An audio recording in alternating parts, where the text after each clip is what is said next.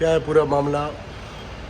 Sir जी, मामला ये है कि हमारे अंकल के कोई ज़मीनी विवाद था, जो कोई भूलवश खसरा कोई इधर से इधर उतर गया था।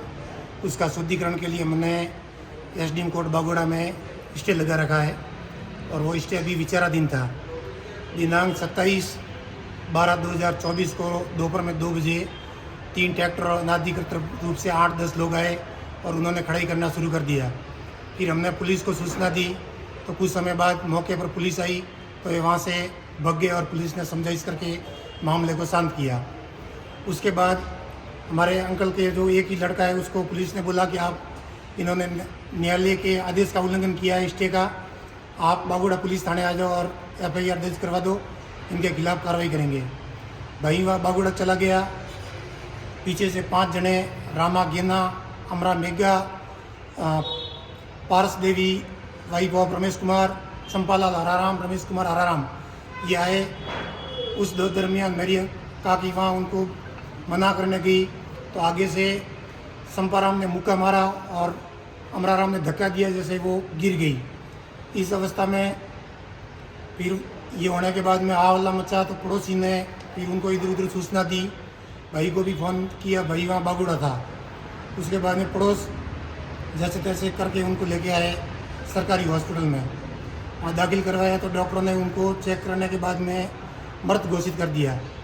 फिर हम एफआईआर दर्ज करने के लिए थाने गए तो थाने अधिकारी अरुण जी ने कहा कि अभी मुकदमा दर्ज नहीं करेंगे, आप सुबह आना 9 बजे।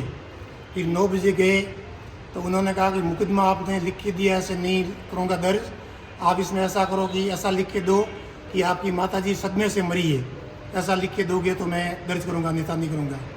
फिर हमने काफ़ी मशक्क़त की, हेल्पलाइन पर शिकायत की सांचौर एडिशनल एसपी साहब के वहाँ। फिर काफ़ी मशक्क़त के बाद में 2 भाई को जाड़ोर भेजे एसपी ऑफिस, जैसे तैसे करके फिर एडिशनल अतिरिक्त पुलिस अधीक्षक सांचौर और डिप्टी साहब आए मौके पर।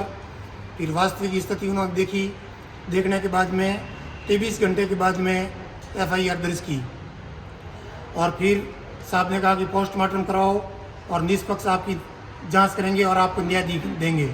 हम आपके कहने पर पोस्टमार्टम करवा दिया और उसके बाद में हम एसपी ऑफिस, आईजी ऑफिस जाते रहे और लोग मतलब खाली आश्वासन देते रहे।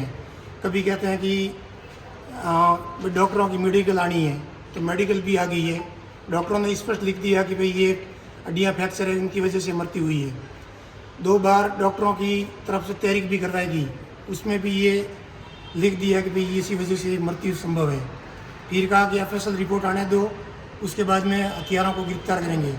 ऑफिशियल का सैंपल भी 6-7 तारीख को मार्च को आ गया है। फिर बीच में हम गए, मैंने साहब से निवेदन किया, अमित साहब आपको इसमें और भी कंफ्यूज है तो आप मौके पे आ जाओ और मौका स्थिति देख लो। फिर एक बार हम गए तो साहब ने कहा कि वहाँ डोकरी थी नहीं तो किसने मारी, जबकि 27 तारीख को माजिया जब पुलिस हरीजी वगैरह कांस्टेबल वहाँ गए तो माजिया ने रोते रोते आधा घंटे उनके सामने व्यथा प्रकट की कि मैं 40-42 साल से यहाँ रह रही हूँ, मेरी कास्ट कब्जा सब व्यथा सुनाई। उसके बाद में 4 बजे पुलिस वहाँ से रवाना हुई तो माजिया वहाँ उपस्थित थी और आगे जो पार्टी है उसका राजनीतिक और धन बल के प्रभाव से कार्रवाई नहीं हो रही है। अब निवेदन है कि कुछ न कुछ हमें न्याय मिले। आपने इस मामले को लेकर कहाँ गौर लगाई है? हमने इस मामले को लेकर के अपने सीआई साहब के पास, डिप्टी साहब के पास, एसडीएम कार्यालय बागोड़ा मुख्यमंत्री के नाम से ज्ञापन, एसपी कार्यालय 4 बार गए, आईजी कार्यालय 2 बार पेश हुए, लेकिन खाली आश्वासन मिलता रहा कि आपको न्याय मिलेगा। लेकिन 3 महीने बीत गए, कोई न्याय नहीं है। मुलजिम आम छोटे पर घूम रहे हैं और आज भी ये तो हुआ और आगे भी हमारे परिवार के ऊपर ऐसी घटना ये कारित कर सकते हैं यदि समय रहते हुए न्याय नहीं किया था।